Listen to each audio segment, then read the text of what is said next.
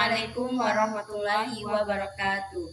Izin Pak, izin teman-teman, di sini kami akan presentasi makalah kami tentang sumber hukum Islam yang mukallaf, istishab, dan uruf.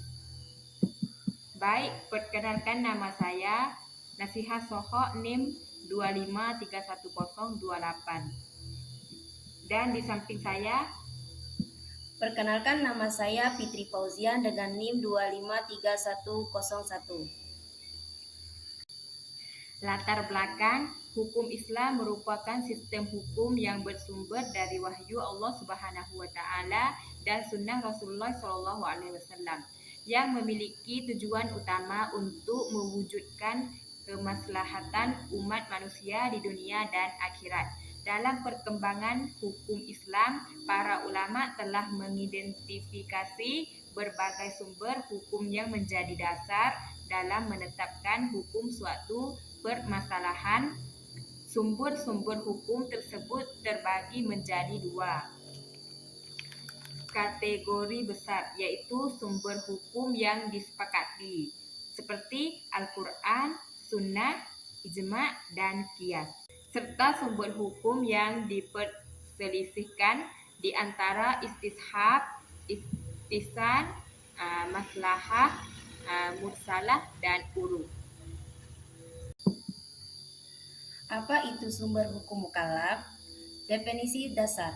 Sumber hukum Islam mukallaf adalah sumber-sumber yang kebahasaannya sebagai dalil hukum yang syariah belum disepakati secara mutlak oleh semua ulama usul fikih. Contoh dari sumber-sumber mukallaf ini meliputi istisab atau prinsip keberlanjutan, uruf atau adat kebiasaan istisab, masalah mursalah, qaul sahabi, dan syariah man qalbalna. Fokus presentasi. Hari ini kita mendalami dua sumber penting yang kontroversial namun sangat relevan. Istisab atau prinsip keberlanjutan hukum, dan uruf atau adat atau kebiasaan masyarakat. Terus uruf, adat, dan kebiasaan dalam hukum Islam. Uruf atau adat secara harfiah berarti yang diketahui.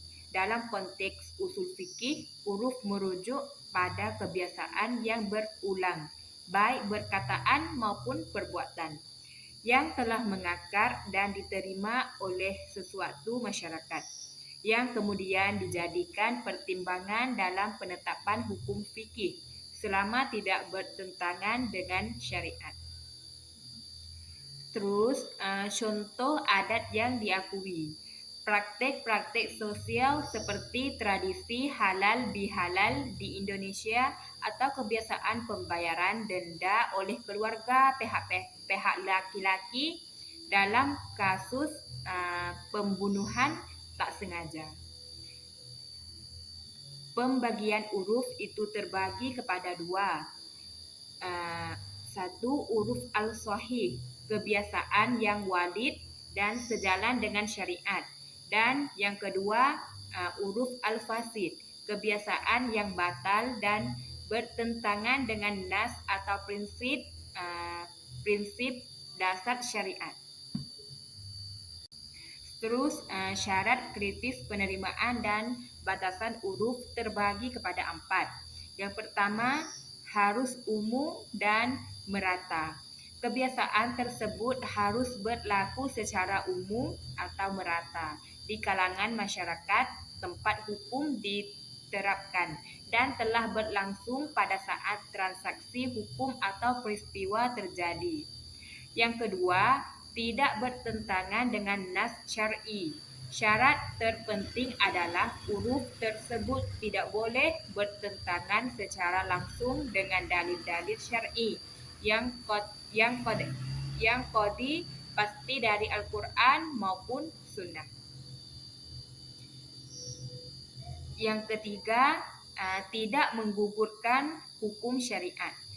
Adat tidak boleh digunakan untuk membatalkan hukum-hukum yang telah ditetapkan oleh syariat. atau membolehkan sesuatu yang dilarang. Adat hanya bersifat melengkapi atau menjelaskan. Yang terakhir, yang keempat, fokus pada uruf lokal Muslim. Uruf yang berasal dari masyarakat Muslim lokal lebih mudah diterima. Uruf dari non-Muslim harus diuji lebih ketat agar tidak mengandung unsur syirik atau kemaksiatan.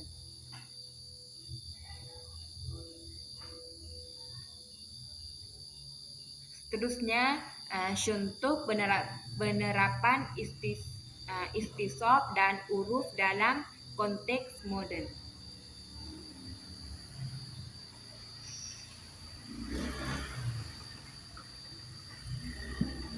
Istisab dalam harta atau properti. Dalam hukum bisnis dan perdata, prinsip istisab digunakan dana dalam rekening seseorang dianggap pemiliknya secara sah sampai ada bukti atau keputusan pengadilan yang menyatakannya sebaliknya. Ini menjamin kepastian hukum kepemilikan. Mekanisme jual beli modern seperti compren meskipun baru diterima melalui huruf at-tijri atau kebiasaan perdagangan praktik seperti klik untuk setuju atau sistem rating diterima karena menjadi kebiasaan yang berlaku dalam masyarakat digital. Studi kasus protokol kesehatan. Penerapan protokol kesehatan atau seperti menjaga jarak atau memakai masker dalam ibadah selama pandemi COVID-19 dapat diterima sebagai huruf as-sahih yang didasarkan pada prinsip perlindungan jiwa Hafiz al-Nas meskipun secara tradisi tidak dilakukan. Terus, kedudukan istisab dan uruf dalam mazhab fikih. Mazhab fikih itu terbagi kepada 4. Yang pertama, mazhab Hanafi. Yang kedua, mazhab Maliki. Yang ketiga, mazhab Hambali. Dan yang keempat, mazhab Syafi'i. Yang pertama, mazhab Hanafi.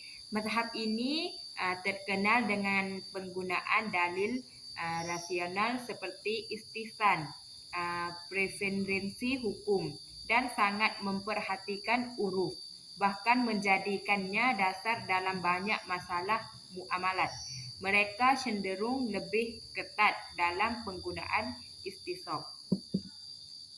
Terus, mazhab Maliki. Mazhab Maliki sangat terbuka terhadap dalil-dalil kemaslahatan termasuk istisab, uruf, dan terutama maslahah mursalah, kemaslahatan yang tidak diatur secara spesifik oleh nas, kerana fokus mereka pada praktik masyarakat Madinah, amal ahlil Madinah. Dan yang ketiga, mazhab Hambali. Imam Ahmad bin Hanbal menerima istisab, maslahah mursalah, dan qaul syahabi, pendapat sahabat secara luas, menjadikannya mazhab yang fleksibel dalam mencari solusi hukum, terutama dalam kasus-kasus baru. Dan mazhab Syafi'i, mazhab ini cenderung lebih ketat dan mengutamakan nas serta qiyas. Namun istisab diakui sebagai dalil yang paling lemah. Dan terakhir, dalil ala asy-syar'i, untuk menjaga status hukum yang telah ada. Terus, tantangan dan peluang pemanfaatan sumber mukallaf. Tantangan utama, interpretasi yang beragam, batasan antara huruf sahih dan pasif seringkali kabur dan memicu perbedaan pandangan antar ulama. Potensi penyalahgunaan, resiko menggunakan istisab atau huruf untuk membenarkan tradisi yang jelas-jelas bertentangan dengan prinsip syariah dasar atau tauhid dan akhlak. Dinamika sosial, kecepatan perubahan adat dan kebiasaan modern menuntun iktidar yang berkelanjutan dan cepat yang kadang sulit dipatuhi. Terus, peluang strategis. Relevansi hukum memungkinkan hukum Islam untuk tetap relevan dan kontekstual untuk dinamikan sosial dan budaya lokal di berbagai belahan dunia. Fleksibilitas ijtihad memberikan ruang bagi mujtahid untuk mencari solusi bagi persoalan hukum kontemporer yang tidak ditemukan jawabannya dalam nas eksplisit. Pengayaan khasanah memperkaya metodologi hukum Islam, menunjukkan bahwa syariat memiliki dimensi universal dan lokal yang saling melengkapi. Kesimpulannya, menyatukan tradisi dan hukum dalam Islam. Istisab dan uruf bukan sekadar dalil tambahan, melainkan manifestasi dari fleksibilitas hukum Islam untuk beradaptasi tanpa mengorbankan fondasi syariat. Prinsip stabilitas atau istisab. Istisab memberikan kepastian hukum dengan menjaga status yang telah ada, berfungsi sebagai dalil penutup untuk mencegah kekosongan hukum. Terus prinsip kontekstual uruf. Uruf memastikan hukum Islam dapat berinteraksi dan beradaptasi dengan adat kebiasaan lokal, membuat syariat menjadi hidup dan relevan dalam kehidupan masyarakat. Hukum yang diperkaya, keduanya memperkaya khazanah hukum Islam, membuktikan bahwa syariat adalah universal dalam prinsipnya, namun kontekstual dalam penerapannya. Baik, cukup sekian presentasi dari kami. Bila ada pertanyaan silakan ditanya.